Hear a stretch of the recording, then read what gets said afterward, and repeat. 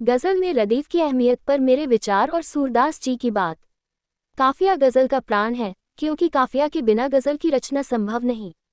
मगर इससे रदीफ की अहमियत कम नहीं होती। दो मिसरों की अर्थवत्ता एवं उनके बीच की तार्किक संबंध, जिसे हम गजल की आत्मा कह सकते हैं, को प्राणवान बनाए रखने वाला सिल्वकॉर्ड रदीफ ही है।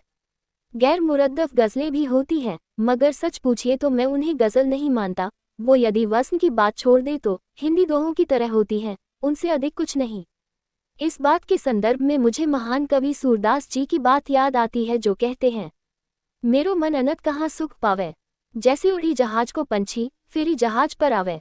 कमलनैन कौन छाड़ी महातम और देव कौन ध्यावे, परम गम कौन छाड़ी प्यासों दुर्मति को खनावे। जेहि मधुकर अंबुज रस चाखो क्यों करील फल भावे। सूरदास प्रभु कामधेनु तजी छेरी कौन दुहावे।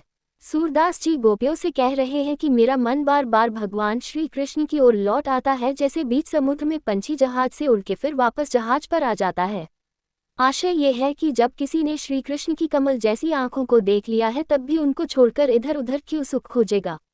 और आगे ये कि एक प्यासा आदमी गंगा नदी छोड़कर यदि कुआं खोदता है तो वो मूर्ख है। जब मधुमक्खी कमल का रस चख लेती है, तब वह भला करील अथवा करेले का कड़वा फल क्यों पसंद करेगी। सूरदास अंत में कहते हैं कि जिसके पास कामधेनु गाय हो, वो दूध के लिए कामधेनु को छोड़कर बकरी को क्यों दुहेगा।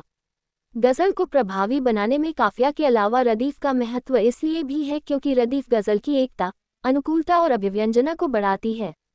रदीफ वह शब्द या शब्द समूह है जो गजल के हर शेर में काफिया के बाद बार बार आता है।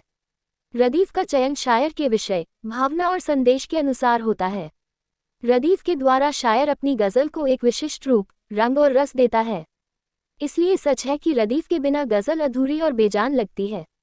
राज नवाद्वी गजल गुरु प्रोग्राम, मिर्जा गालिब गजल शिक्षण संस्थान, भोपाल, इंडिया।